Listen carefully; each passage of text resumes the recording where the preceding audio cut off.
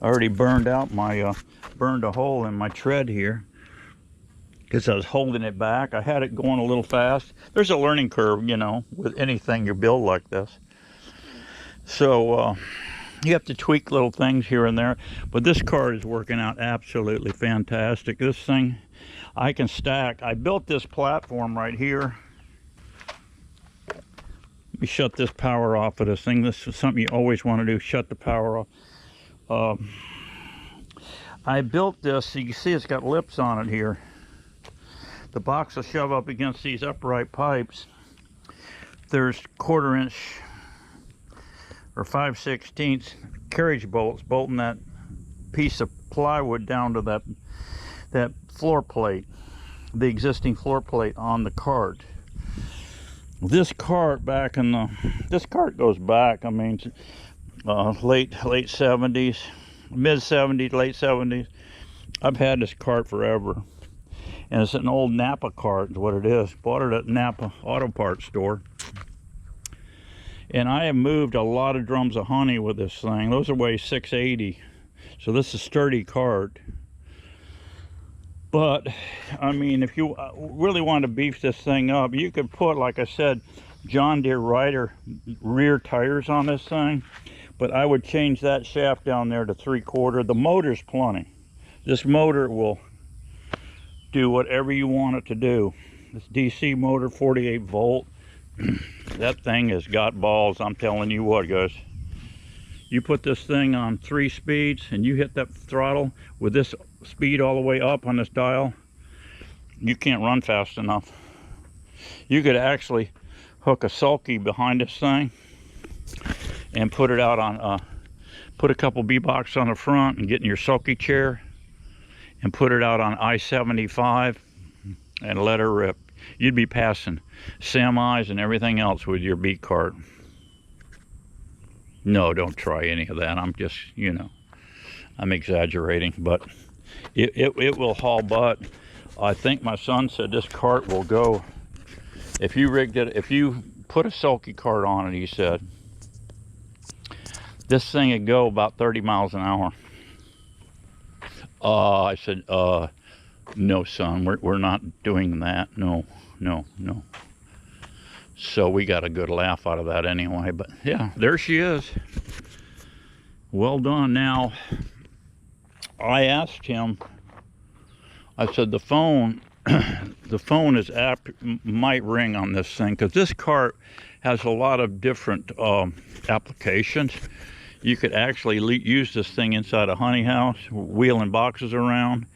I'll be using this truck to haul bees. Matter of fact, tomorrow I'm hauling bees to the waterfront. I don't know how many I got.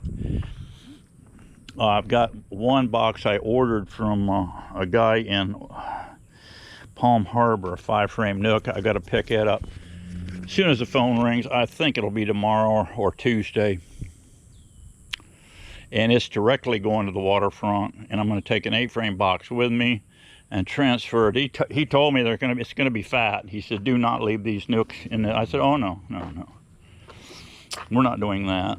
We're going to put them right into an 8. We're going to put them into production because cabbage palm is blooming now, right now, and black mangrove is blooming down there on the waterfront. So I have to try to capture those 2 crops. And I get these bees on these things, even nukes. Guys, let me tell you something. Katie, bar the door. The nectar is going to come in 100 miles an hour because it's the bees bring it in so fast, the cabbage palm, that they don't fan it down quite, good enough. And it actually will start fermenting. I've had drums in years past just fatten right up, and you take the bung wrench and turn it, and it hisses like a friggin' snake. All that gas, building up because it's starting to ferment. It's just the moisture's so high on it. So when you sell it, if you sell it to a packer, he's going to adjust the number because of the moisture. If you got a high moisture, they can dry that honey. That's not an issue. But they don't want to buy a bunch of water, obviously. Duh. So they knock down your price a little bit. But I found here on my little operation, I'm starting to retail some honey. Not now, I don't have any honey. I ran out right at the end, and then crap hit the fan, and I got hurricanes, I've got eye surgery, I got this and that, and then to top it all up, I'm gearing up to really haul ass and then go ahead and have neck surgery, and go ahead, sir, and do a sloppy job on Steve-O and give him 2 strokes on the table. Yeah. So my luck ran out. I think the doctor's luck ran out on that deal. Yeah, I think it did. But anyway, that is what it is. We're not gonna let nothing slow us down, guys.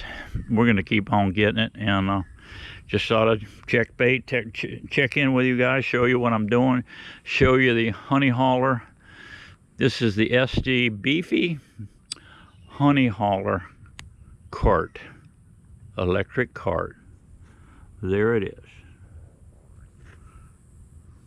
Thank God.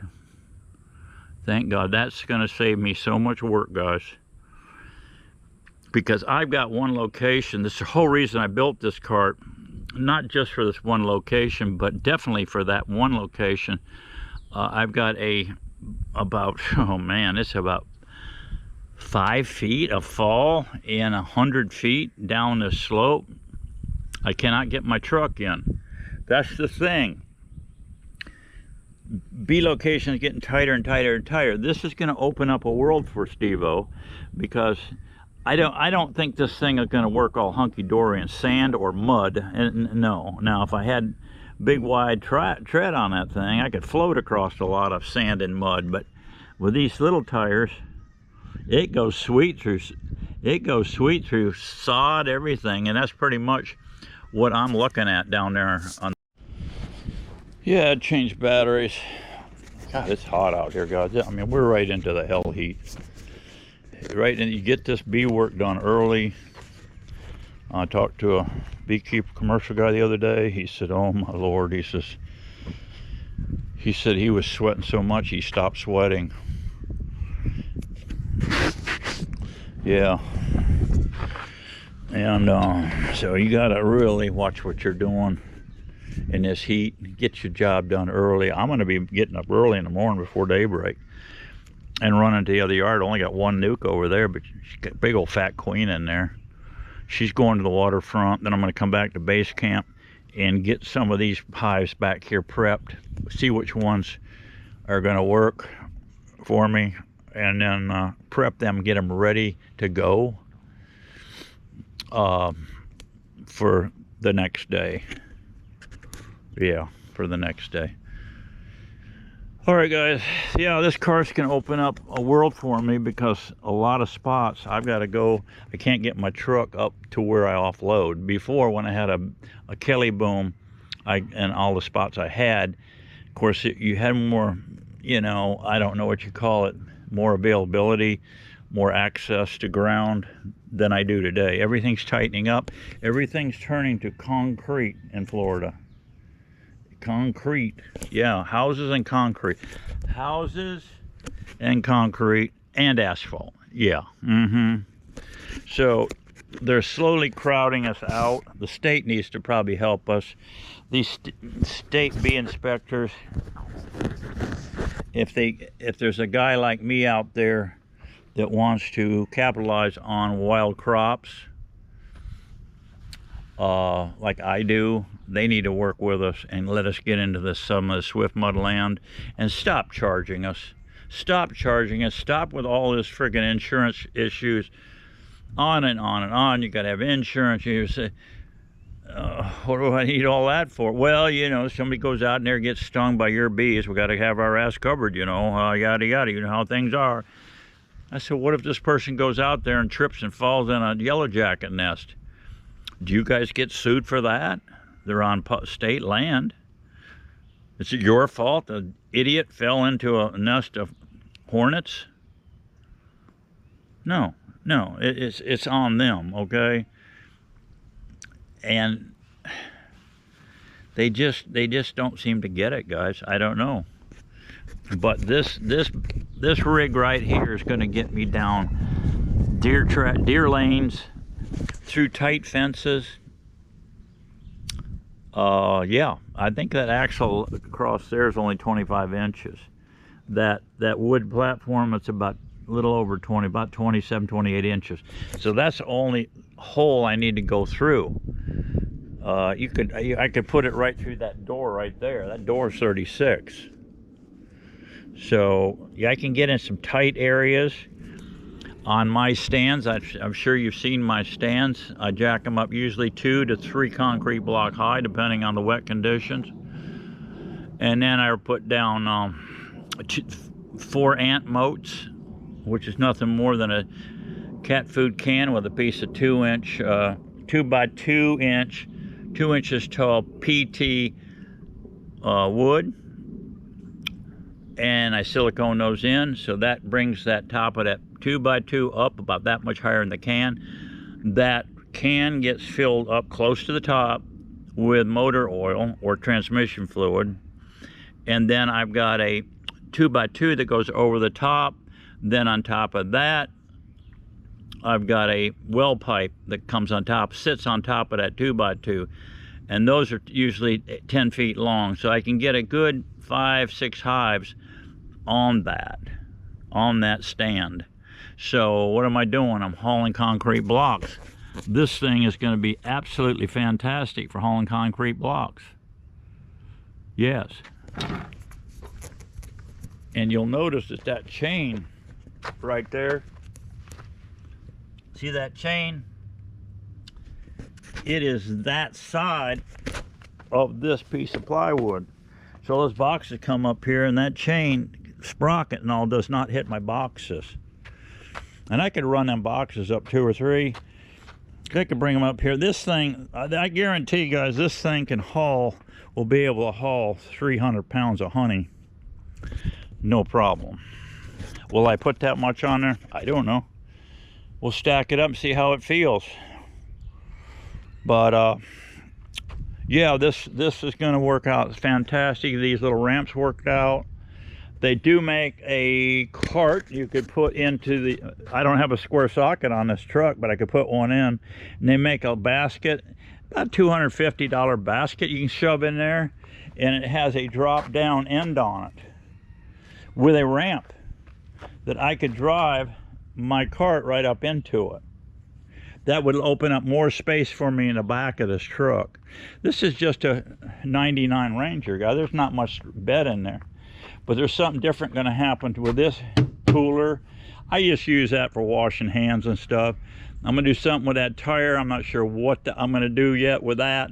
I may run an all thread through that box, turn that tire up and shove it up against that box and come through, maybe with a plywood plate, screw it down and hold it to the back of that box.